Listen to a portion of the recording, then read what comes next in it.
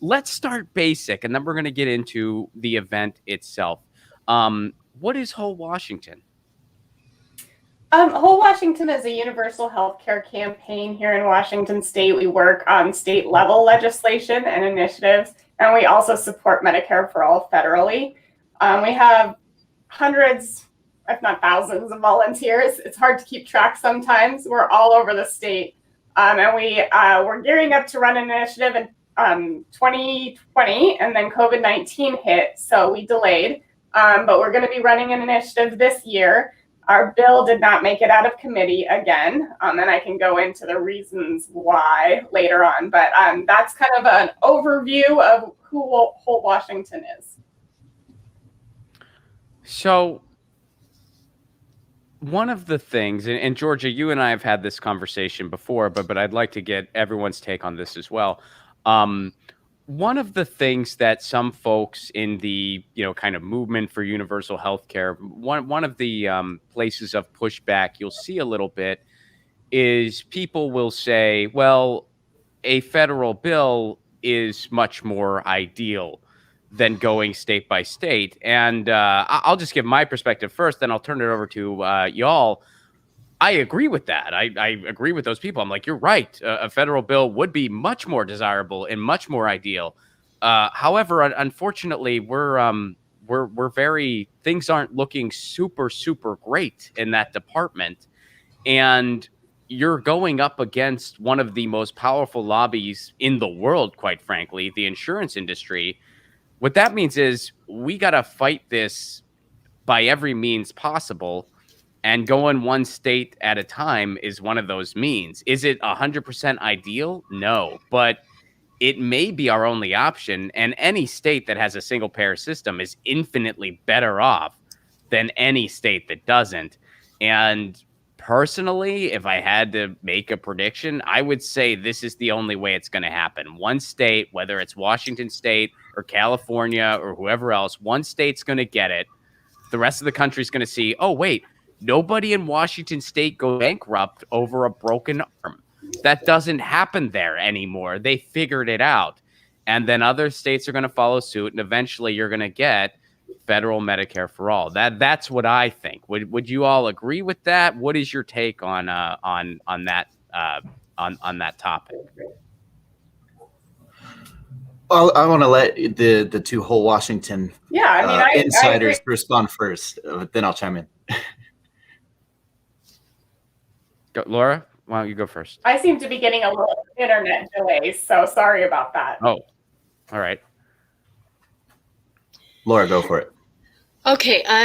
Well, I just, it of course it's more ideal, but we have, as everyone I think that's watching this knows, we have a president who said that he would veto Medicare for all if it ever lands on his desk. And I would say, based on the last two presidential cycles, that hopefully we have learned as a movement what happens when we put all of our strategy eggs in one basket. The bottom sort of falls out from underneath the platform. So I would say moving forward, we need to have a synergistic solidarity, multi-pronged approach where we're building power and building community and organizing at the state level. Every state that can run a ballot initiative should hopefully be gearing up to do that. They could use Whole Washington as a template if they have any questions. And what this is going to do is position us much more strongly moving into 2024 or future opportunities. I'm not sure what everyone thinks is actually necessary, what will be necessary to, as you say, take on one of the biggest, most powerful lobbies in the world. I can assure you that having Whole Washingtons all across the United States will much more strongly position us to pass national improved Medicare for all. So what we need to do is to have people who, sorry, I'm wondering if my these are messing up on me a little bit. If we could have, the solidarity of everybody recognizing that we're all pushing at every single level, and not kind of be caught up in this debate anymore. This isn't really to relitigate stuff, but I wonder what would happen if we hadn't had people all along the way sort of undermining or pouring cold water on so many great organizers all along the way. I think it's important to note that because we need to put our best foot forward now in this moment. And so it's not to relitigate that, it's just to say, let's scoop ourselves up and press forward with that strategy. Thank you. And as for myself, why I got so excited about Whole Washington and the Red Berets as a filmmaker, as like, that's a story I want to cover and tell people about, is because I actually see action happening, like something, people are actually doing something here. And I'm so exhausted on waiting for something to happen federally. I mean, I was a full-on blue believer in the promise of Obama, right? And I was certain when I voted for him that one of the first things would be universal health care. Like I just full-on believed that. I rode the ACA train. I was a big supporter. My name is on the legislation as a co-signer. They did this thing where everyone could they sent me like a certificate I was super proud of, and nothing's changed. Like nothing's better. Nothing. I like how you describe it as a train, because that's just a fun visual in my head. Like you're just on the train, and then Obama's just like, Kenny, here's your stop. This is my stop. The premium's still terrible. Well, this is your stop. Yeah. For change. A train like, I was train sucks. Yeah, it was a train with no light at the end of the tunnel. So I see what's happening in Washington, and there are other states. There's a really cool movement going on in New York. There's potential of something happening here in California, which is very cool. And it's like, sure, a lot of the financial aspects make more sense on a federal level, but how long are we just going to sit and wait? Like, how long are we going to sit and wait? And we have this precedent of what's happening with like legalizing marijuana one state at a time. It's creating a movement that's just very clearly, the writing's on the wall. It's going to become a federal thing, right? Eventually, So it excites me, and I think it should excite everybody, and that's what I hope to share with my filmmaking. You sure you don't want to get on another train? No more trains. You're going to stick with I have a train for you. I'm not on the Biden train. There's a $400 a month train. You want to get on this train? Yeah, you're lucky if it's $400 a month. I got 4 kids. So. Georgia, I want you to weigh in on this. Yeah, so I kind of lost my internet connection for a second. Did anybody mention Canada? No. Oh, okay. So Canada actually passed universal health care province by province, starting with Saskatchewan. And like Kenny said, and I'm sure Laura said it when I don't know where I went with my internet. Once one state does it, I really feel like it'll be the example for the rest of the country. And the rest of the country will say, why don't we have this? And federally, it's one of those things like legalizing marijuana. And I'm glad you brought that up, Kenny, because, it's almost a lightning rod issue now. If you don't support legalizing marijuana, that's you get in trouble politically for that these days. So I feel like that's what's going to happen. If one state gets universal health care and everybody says, oh, look how amazing this is, then everybody's going to all of a sudden be on the better train. Yeah. Well, we were joking about it before the show started, but I mean, I'm very serious. If universal health care becomes a thing in Washington, my time as a California resident is ending very quickly. Well, yeah, I wasn't kidding either. I mean, I don't know. Yeah. We were joking about it. I was like, were you? I wasn't. Okay. I lived in Seattle and loved it up there. And yeah, if they had single payer health care, I would strongly consider. Well, I spend so much on healthcare that would practically be like being paid to move there. That's like free rent pretty much, right? Well, I just want to say that you all have AB 1400. I think that's Yes. the name of it. So, and it looks like it's moving too. And New York. We also has a governor. We also have a governor who's pretty much in line with Joe Biden on the send me the bill and I'll veto it kind of attitude. So we'll see.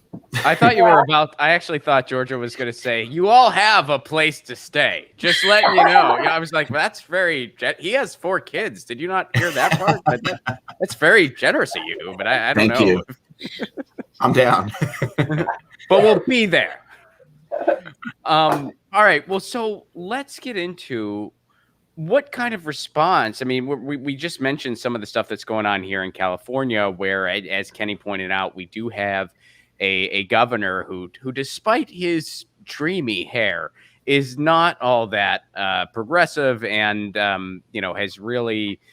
is definitely a hurdle to overcome on our single payer efforts. Now, one of the things we've also seen here in California is those efforts get stifled before it reaches the governor. We had a very memorable situation a few years back where a guy named Anthony Rendon, who is actually not too terribly far from where I'm at, but he stabbed the single payer bill in the back before it even got up to the governor's desk or anywhere close to it. So those are the type of hurdles we're overcoming here in California.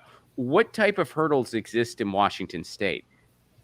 Well, I would really like to say that's why I love the initiative process. And you do have it in California because you don't need the governor to sign it into law. It's simple. Well, I mean, it's a lot of work, but the process is a lot more transparent and simple. It's straightforward. You get the signatures you need, gets on the ballot, people can vote for it.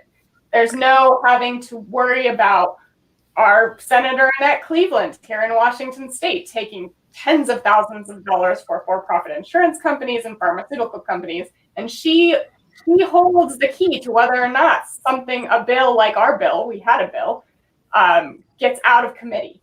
And then we have Representative Eileen Cody, who's on the House Healthcare Committee, also takes tens of thousands of dollars from for-profit insurance companies and pharmaceutical companies.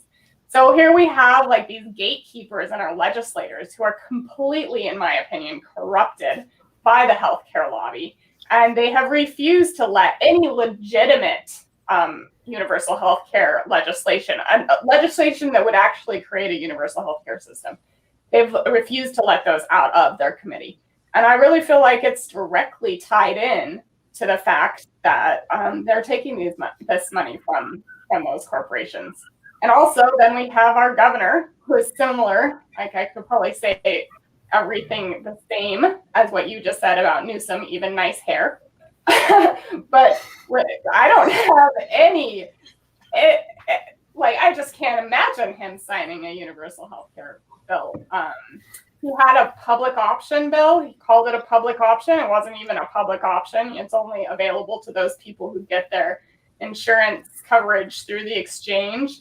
And it just capped people's premiums at 10% of their income. So that's still a lot of money. If you make $50,000 a year, that's $5,000. That's tough.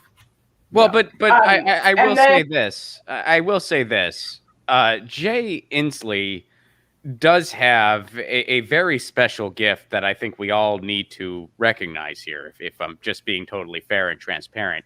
He managed to have the climate be his flagship issue and still managed to be the most boring person on the frickin' planet. That is, I mean, honestly, that's a Kaufman level gift there. I mean, I don't know how he pulled it off. It still mystifies me, but he did it. All power to him. I really have to interject on behalf of the local climate activists that I know here in Tacoma. I mean, I'm sure you can already guess at this, Ron, but I just really have to say that he had no local support. It was all really fraudulent. Yeah, no, and I don't blame everyone for being confused about that, because we even had like AOC lifting him up as some kind of a climate champion. But, I know organizers here who have participated in the No LNG protests and who are very, very involved in climate action here, and they are not supportive of him at all. So I'm just going to go ahead and throw that out there. No, I appreciate you doing that. I mean, really, that's part of the mission here on Get Your News On with Ron, to tell you the truth. I just make a joke at someone's expense and just throw them under the bus because they're a politician and I don't respect them. And then somebody else actually gives the real meat. Someone lays out the real story. And that's sort of, that's the goal here, really. That's what I aim for. So let's get on to ballot initiative then, because that still, I mean, I totally understand what you're saying, like avoiding the, the kind of political barriers to an extent, but you also have a new set of barriers. First of all, getting public opinion on your side on a very mass level to get those signatures that you need. And then also, you're inevitably going to face a huge propaganda campaign by very deep pockets who are going to try to get Washingtonians to vote against an interest. So what do you have in place to kind of battle against that? And what have you seen so far? Laura, do you want to take that one, or? Well, I think I can talk about it too. You go ahead, Georgia. Okay. With other state groups to kind of all at once run bills and ballot measures. That way, insurance companies have they have many targets, not just one state to focus on. That's kind of what happened in 2016 with Colorado. Colorado ran an initiative, they got on the ballot, and then they were the only game in town. And so the insurance company was able to really target that state with hundreds, well, I don't know if it was hundreds of millions of dollars, but it was tens of millions of dollars that definitely. They spent. So if we have multiple campaigns running at the same time, I feel like it's kind of like a game of whack-a-mole. It'll be harder for them to just focus on one, and one state might make it through. So there are a few states that are going to be running ballot initiatives in the next couple of years. And also there are so many. I think Maine and Massachusetts. I think Massachusetts filed theirs like a month ago. Really? But I know that there are some people, some organizations, DSA, I think, is considering filing one in California if their bill doesn't pass. So I think a lot of organizations are going to want to do something more concrete and tangible than keeping on making phone calls to their representatives, begging them to do something to save people's lives, where an initiative is very tangible. I'm tired of calling my representatives and saying, please support this bill. It gets very demoralizing after a time. They come up with all sorts of new excuses all the time why they won't do it. So that's why I like the initiative process. Like I said, it's clearer and it's tangible. Get your news on with Ron. Don't you want to know what's going on? We're getting our news on today. Get your news on with Ron. Don't you want to know what's going on? We're getting our news on today. Yeah, yeah, yeah. You can tweet me an article at Ron Placone. We'll go through it together and make it our own. Get your